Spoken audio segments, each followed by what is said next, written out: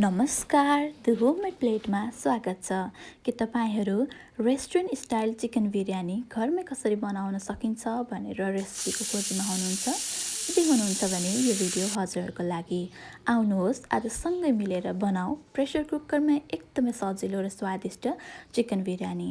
सर्वप्रथम चिकनमा स्वाद अनुसार नुन, बेसार, धुलो खुर्सानी, गरम मसला राखेर केही बेर म्यारिनेट हुनको लागि छोडौँ र कुकरमा तेल राखेर केही खडा गरम मसला, हरियो खुर्सानी र म्यारिनेट गरेको चिकनलाई केही बेर चलाऊ र त्यसमा काटेर राखेको ताजा टमाटर, हरियो धनियाँ, पुदिना, फ्राई गरेको प्याज, काजु र किसमिसलाई मिसाएर केही बेर चिकनलाई पाक्नलाई छोडिदिनुहोस् र बिरयानीको मुख्य स्वादको लागि स्वादअनुसार बिरयानी मसला राखेर चिकनलाई केही बेर डिप फ्राईको लागि छोडिदेऊ र आज हामी चिकन बिरयानी बनाउनको लागि प्रयोग गर्दैछौँ high life special pulao basmati rice.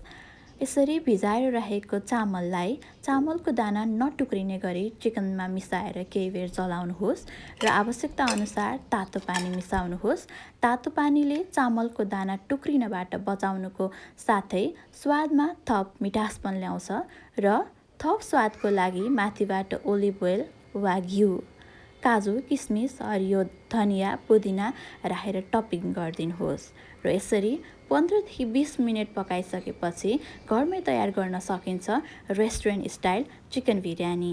यदि तपाईहरू यस्तै सजिलो र स्वादिष्ट परिकारको रेसिपीको खोजीमा हुनुहुन्छ भने होममेड प्लेटलाई फलो गर्न नबिर्सिनुहोला।